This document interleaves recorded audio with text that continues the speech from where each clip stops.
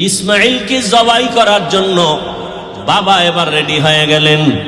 একটা ছুরি আর একটা রশি গোপনে নিয়ে রওনা হলেন মক্কা নগরীতে ইসমাইলকে জবাই করার জন্য। ইব্রাহিম নবী যত কদম বাড়ায় কলিজাটা কেমন যেন ফেটে যাইতেছে, মায়া আর মায়া চুম্বকের মতো। আমার কলিজার আপন, এত আদরের সন্তানের এতদিন আমি পাই নাই।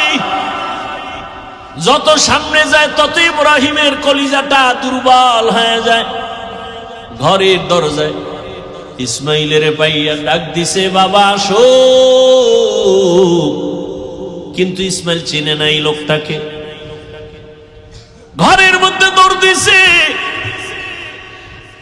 আল্লাহর নবী সালাম দিলেন, আসসালামু আলাইকা ইয়া আহলাল বাইত। ঘরের মধ্যে ঢুইকে যখন হাজেরা দেখলো, সালাম নিয়ে কান্না শুরু করল, চোখের পানি, হৃদয় হৃদয় ভাঙ্গা কান্না। ইসমাইলের মা কয়, চিনোনি বাবা?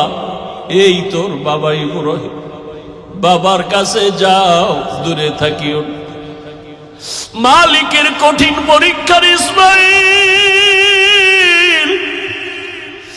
এই তোর বাবা নবী ইব্রাহিম।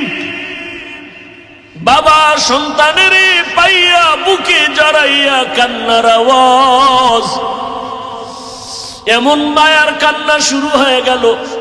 নবী আবার চিন্তা করলেন, না জানি আবার মায়ার কারণে পরীক্ষায় ফেল করি। নবী বললেন, হাজার